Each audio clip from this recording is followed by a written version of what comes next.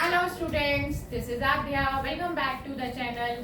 हम फिर आज आपके पास आ गए हैं क्लास 8 को लेकर एक्सरसाइज 3.4 और उसका क्वेश्चन नंबर 3। फिर से आपको एक बार बता दूं कि ये जो क्वेश्चन है ये भी हमारा प्रॉपर्टी पर डिपेंडेंट है, यानी कि आपको प्रॉपर्टीज आनी चाहिए। तो आइए स्टार्ट करते हैं हम इस क्वेश्चन को। एक्सरसाइज है 3.4 8th क्लास।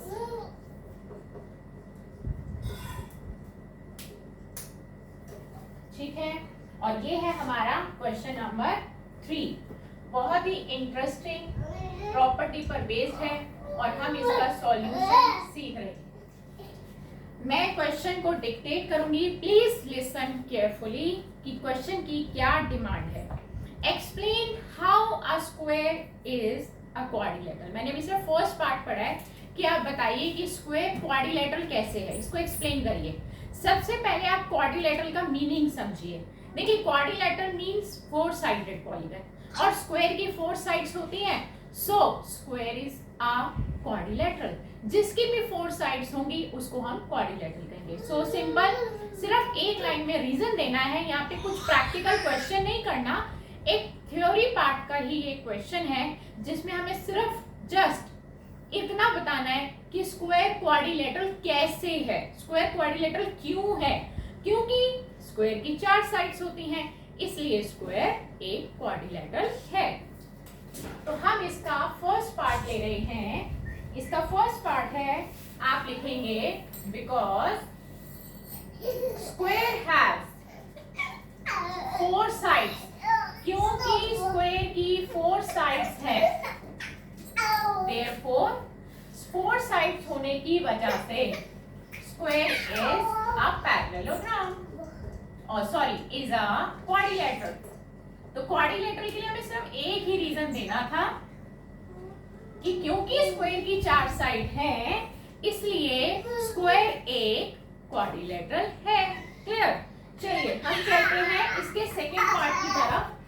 इसका सेकेंड पार्ट हमें क्या कह रहा है कि explain how a square is a parallelogram.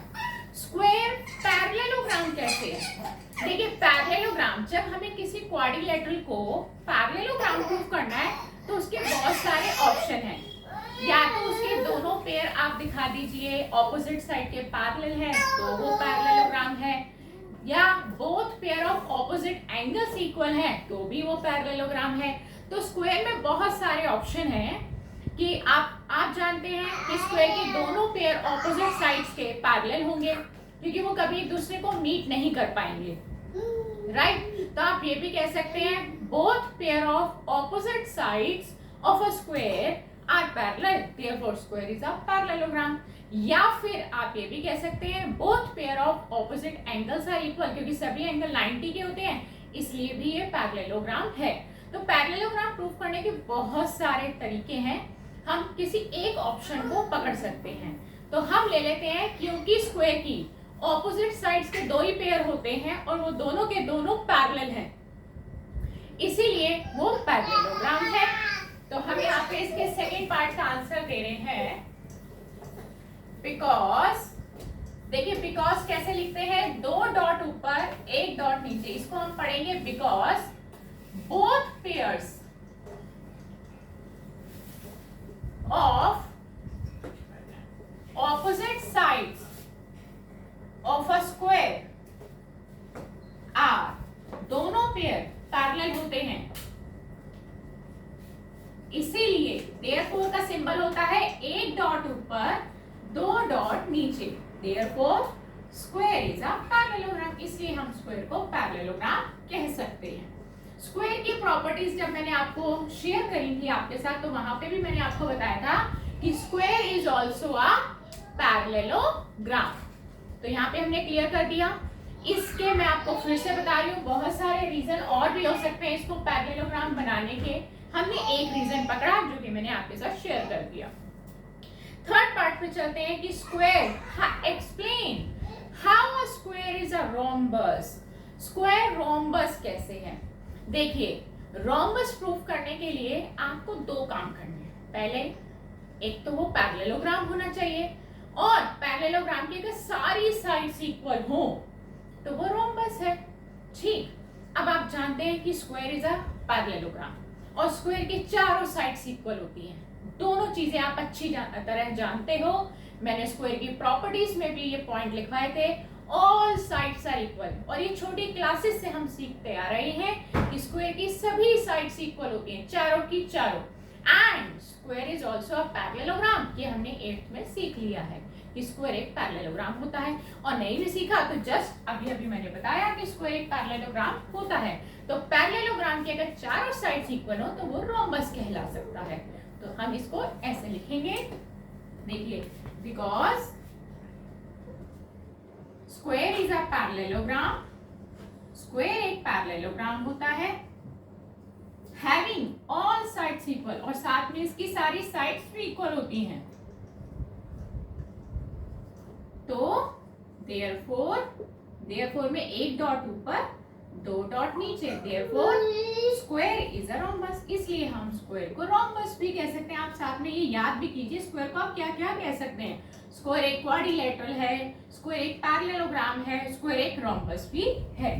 तो थर्ड पार्ट भी फिनिश। और इसका आखिरी पार्ट कि explain how square is a rectangle. Square एक रेक्टेंगल कैसे है।